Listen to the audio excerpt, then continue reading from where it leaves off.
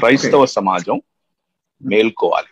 క్రైస్తవ సమాజం సువార్త అని అంటే కేవలం మైకులు పెట్టుకుని చెప్పడం మాత్రమే కాదు, ప్రతి రంగంలో కూడా నాయకత్వం, ప్రతి రంగంలో కూడా మన వంతు సోషల్ గా, రిలీజియస్ గా, ఆర్మీలో, పోలీసు వ్యవస్థలో, న్యాయ వ్యవస్థలో, ఇలా ఏ ఏ వ్యవస్థలు అయితే భారతదేశంలో ఉన్నాయో అన్ని వ్యవస్థల్లో కూడా మన భావజాలాన్ని మనం వినిపించగలగాలి, ప్రాక్టీస్ చేయగలగాలి. అది దేవుని రాజ్యానికి సంబంధించినటువంటి ఆలోచన. హనీ జాన్సన్ గారు అరెస్ట్ అయితే మనం ఎంతగా విలవిలలాడిపోతున్నామో అంతేగా దిశ కేసు జరిగినప్పుడు విలవిలలాడిపోవాలి. అదే బాధతో మనము రేపు ఎవరైనా హిందువులు అరెస్ట్ అయితే కూడా మనం ముందుండాలి. న్యాయం కోసం, అది ముస్లింలకు జరిగినా, హిందువులకు జరిగినా, క్రైస్తవులకు జరిగినా మనం ముందుండగలగాలి. అయితే ఇప్పుడున్న నేపథ్యం హనీ జాన్సన్ గారిది కాబట్టి మనం ఇప్పుడు ఏం చేయగలం అని గనక ఆలోచిస్తే, ఇప్పుడు కావాల్సింది బైబిల్ పట్టుకుని చెప్పేటటువంటి నాయకుల యొక్క, అంటే వారు మాత్రమే నాయకులు అని అనుకోవడం మానేసి అన్ని రంగాల్లో ఉన్నటువంటి నాయకులను కలుపుకోగలగాలి. ఒక ఎజ్రా, ఒక నెహెమ్యా మరియు లేవీయులు ఏ విధంగా అయితే ఒకే ప్లాట్ఫామ్ కి వచ్చి పనిచేయగలిగారో, దేవుని మందిర నిర్మాణం చేశారో, అలాగే ఈ ప్లాట్ఫామ్ లో ఉన్నటువంటి ఎజ్రాలు, ఈ ప్లాట్ఫామ్ లో ఉన్నటువంటి నెహెమ్యాలు, ఈ ప్లాట్ఫామ్ లో ఉన్నటువంటి లేవీయులు అందరూ ఒక చోటుకి రాగలగాలి.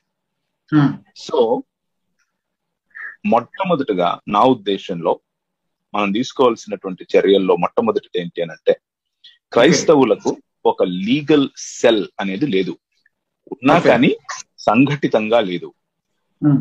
ప్రతి ఊర్లో, ప్రతి గ్రామంలో, పంచాయతీ దగ్గర మొదలైతే హైకోర్టు వరకు కూడా క్రైస్తవ నాయకులు అందరి కోసం పనిచేయగలిగే వాళ్ళు ఉండాలి, అందరి కోసం గలం విప్పగలిగే వాళ్ళు ఉండాలి.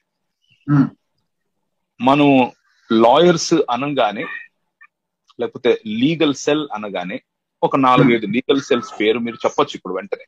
కానీ ఎఫికసీ లేకపోతే ఎఫెక్టివ్ గా పనిచేసేటటువంటి లీగల్ సెల్ మనకు ఒకటి కొరత. మన ఆంధ్ర రాష్ట్రంలో లేకపోతే తెలుగు రాష్ట్రాల్లో ఒక లీగల్ సెల్ అనేది కొరత మనకు ఉంది. ఒకటి రెండు ఉన్నాయి, నేను కాదనట్లేదు. కానీ ఎఫెక్టివ్ గా చేసేటివి ఒక నంబర్ డయల్ చేస్తే పోలీసు వాళ్ళకంటే ముందుగా మన వాళ్ళు లీగల్ సెల్ నుంచి అక్కడికి వెళ్ళగలిగే వాళ్ళు మనకు ఇప్పుడు అవసరం. ఇది ఒక స్ట్రక్చరల్ చేంజ్ అంటారు. ఒక స్ట్రక్చర్, ఒక నిర్మాణాన్ని మనం చేయగలగాలి. ఇలాంటి మీటింగ్స్ మనం పెట్టుకోవడం మంచిది, మాటలు మనం ఇలా డిస్కస్ చేసుకోవడం చాలా మంచిది. కానీ ఇక్కడే ఆగిపోవడం వల్లనే సమస్యలు అనేటివి ఇంకా కొనసాగుతూనే ఉన్నాయి. సమస్యలు కొనసాగుతాయి, ఇక ముందు కూడా కొనసాగుతాయి. యాక్షన్ ప్లాన్ ఒకటి కావాలి. అందులో మొట్టమొదటిగా న్యాయం జరిగించడానికి అవసరమైనటువంటి నిర్మాణాత్మకమైన పనులు కావాలి. న్యాయ వ్యవస్థలో ఉన్నటువంటి క్రైస్తవ అధికారులను, క్రైస్తవ ప్రజలను, క్లర్కుల దగ్గర నుంచి ప్రతి ఒక్కరిని కూడా సమీకరించగలగాలి. ఒకవేళ క్రైస్తవ లాయర్ల అసోసియేషన్ ఉంటే ఈరోజు తెలుగు రాష్ట్రాల్లో ఈ బెయిల్ తీసుకొని రావడము అనేది ఒక పెద్ద సమస్యగా ఉండే అవకాశం ఉందా? ఉండదు. కానీ ఎందుకు అంటే మన విభజన, మనలో ఉన్న విభజన, విఘటితంగా అయిపోయిన మన సమాజం నాది కాదు కదా ఈ సమస్య అన్నటువంటి ఆలోచనలో ఉంది కాబట్టి ఈ సమస్యలు. సో మొట్టమొదటిగా లీగల్ సెల్ ఒకటి మనకు ఏర్పాటు అవ్వాలి. రెండవది, అన్ని రంగాలు అని అన్నప్పుడు అందులో పోలీస్ రంగం కూడా ఉంది. క్రైస్తవుల్లో పోలీసులు లేరా? క్రైస్తవుల్లో ఒకవేళ లేకపోతే ఇప్పుడు మనం ఎలా వాళ్ళని తయారు చేసుకోవచ్చు? రానున్న 20 సంవత్సరాల్లో ప్రతి క్రైస్తవ సంఘం కూడా వాళ్ళకున్న బడ్జెట్ లో కేవలము సేవకులుగా పిలువబడేటటువంటి పాస్టర్లు, నాయకులు ఎవరైతే ఉన్నారో వారి ఖర్చు మాత్రమే కాకుండా ఒక ఐఏఎస్ నో, ఒక ఐపీఎస్ నో మేము ఇన్ని సంవత్సరాల్లో తయారు చేయాలనుకుంటున్నాం అన్న బడ్జెట్ ఒకటి పెట్టుకోవాలి. ఇది సమయం. ఈ సమయం మనం వృధా చేసుకోకూడదు. రాబోయే తరానికి కనీసం, మన పిల్లలకు కనీసం భద్రత ఏర్పరిచిన వాళ్ళం అవుతాం. ఇప్పుడు భద్రత మనకు లేదు, ఇక ముందు ఉంటుంది అన్న నమ్మకము లేదు. సో లీగల్ సెల్ ఒకటి. రెండవదిగా పోలీసు వ్యవస్థలో ఇన్ఫ్లుయెన్స్ అనేది మనం పెంచుకోవాలి. పోలీసు వ్యవస్థలో మన వాళ్ళను మనం నాయకులుగా, సేవకులుగా గుర్తించాలి. గుర్తించి వారిని ఇలాంటి పనులకు పురమాయించగలగాలి. ఇలాంటి పనుల్లో మీ అవసరత ఉంది, మీరు నాయకులు, మీరు సేవకులు, మీరు దేవుని రాజ్యం కోసం పనిచేస్తున్నారు అన్న ఆ స్పృహ వాళ్ళలో కలిగించాలి. ఇది ఇక్కడున్నటువంటి క్రైస్తవ పెద్దలకే సాధ్యం అలా చెప్పటం. మూడవదిగా రాజకీయ నాయకులందరికీ కూడా ఇప్పుడు క్రైస్తవులు అనేది ఒక ఓటు బ్యాంకు మాత్రమే. రాజకీయ నాయకులందరూ కూడా క్రైస్తవులను వాళ్ళ మీటింగ్స్ లో ప్రైజ్ ద లార్డ్ చెప్పడానికి వస్తారు. ఎందుకు వస్తారు అని అంటే ఎక్కువ జనాభా, ఎక్కువ జనసంఖ్య కనిపిస్తుంది కాబట్టి.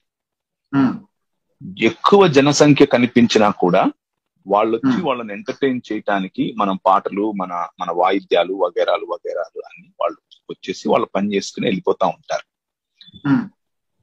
కానీ ఎందుకు మనము ఇక్కడే ఆగిపోతున్నాం, ఎందుకని మన వాళ్ళు గొంతు విప్పలేకపోతున్నారు అని అంటే ఆ రాజకీయ నాయకుల పైనున్న రాజకీయ నాయకులు మాత్రం ఎవరికి కొమ్ము కాయాలో వాళ్ళకే కొమ్ము కాస్తారు. సో రాజకీయ వ్యవస్థలో రానున్న 5 సంవత్సరాలు లేదా రానున్న 10 సంవత్సరాలు క్రైస్తవ సంఘానికి ఒక ప్రణాళిక అనేది ఉండాలి.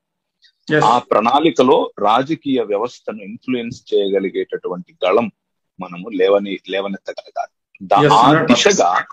ఆ దిశగా వీలైతే కనుక సంఘ నాయకులందరూ కలిసి మిగిలిన వాళ్ళతో కూడా చర్చించి మిగిలిన నాయకులందరినీ పోగేసి విజయవాడ, విశాఖపట్నం, తిరుపతి, కర్నూలు, హైదరాబాద్, నిజామాబాద్, కరీంనగర్ లాంటి కొంచెం ఒక మోస్తరు పెద్ద సైజు ఉన్నటువంటి సిటీలలో 10 లక్షల మందితో కనీసం రానున్న 5 సంవత్సరాల్లో మీటింగ్స్ చేయాలి. ఎందుకు ఈ మీటింగ్స్ అని అంటే అక్కడికి వచ్చి మళ్ళీ సువార్త చెప్పుకోవడం కోసం కాదు. సువార్తనే కానీ న్యాయము అనే సువార్తని చెప్పాలి. అందరికీ న్యాయం, అందరికీ నీతి, అందరికీ అన్ని వనరులు అందేటటువంటి నీతి అనేటటువంటి ఒక కార్యక్రమాన్ని చేయగలగాలి. ఇలా చేసినప్పుడు సంఘటితమైనటువంటి సంఘంలో మెల్లిమెల్లిగా కాన్ఫిడెన్స్ వస్తుంది. కాన్ఫిడెన్స్ వచ్చినప్పుడు మన పిల్లలు జాగరూకత, లేకపోతే మన పిల్లలు అవేర్నెస్ లేక వస్తారు. ఇప్పుడున్నటువంటి మన పిల్లలు అవేర్నెస్ రాకపోతే వాళ్ళు చట్టాన్ని చేతిలోకి తీసుకుంటారు. మనము అవసరం లేనటువంటి, అనవసరమైనటువంటి, రెచ్చగొట్టేటటువంటి, నిర్మాణం చేయనటువంటి, కేవలము కూల్చేటటువంటి పనులు ఏవైతే ఉంటాయో అవి మాటలే. ఆ మాటలు మాత్రమే మాట్లాడే సంఘంగా కాకుండా చేతల్లోకి మిగిలిన అన్ని రంగాలను మనం ఇన్ఫ్లుయెన్స్ చేయాలి, అందులో డౌట్ లేదు. కానీ ఇప్పుడున్న డైర్ నీడ్, ఇప్పుడున్నటువంటి అతి ప్రాముఖ్యమైన అవసరత ఏంటి అని అంటే మొదటిది లీగల్ రంగము, రెండవది పోలీసు వ్యవస్థ, మూడవది రాజకీయ నాయకులను మనం వెళ్ళి అడుక్కోకూడదు. వాళ్ళు వచ్చి మన చుట్టూ తిరగాలి. వాళ్ళు మన చుట్టూ తిరగాలి అని అంటే మనము డిసైసివ్ లేకపోతే డెసిషన్ మేకింగ్ కమ్యూనిటీగా మారాలి. మనము ఎంతసేపు ఒక పార్టీకి ఓటు బ్యాంకు అన్నటువంటి చాలా మంది అనుకుంటూ ఉంటారు. 2021లో క్రైస్తవులను లేకుండా చేస్తాము అని అంటూ ఉంటే కొందరు నవ్వారు. కానీ మీకు ఒక మాట చెప్తాను, క్రైస్తవుల సంఖ్య కంటే ఎక్కువ సంఖ్య మనము ఆల్ ఇండియా లెవెల్లో ఉంటే మహా అయితే ఒక 3% ఉంటాం. తెలుగు రాష్ట్రాల్లో అయితే మనం అంటే సరైన లెక్కలు కనుక తీస్తే ఒక 18 నుంచి 20% ఉంటాం అని అంటున్నారు. సరే, 18 నుంచి 20%. కానీ ముస్లింలు ఉత్తరప్రదేశ్ లో దాదాపు 24 నుంచి 30% ఉన్నారు. అలాంటి వాళ్ళను కూడా ఊచకోతకు వస్తున్నారు.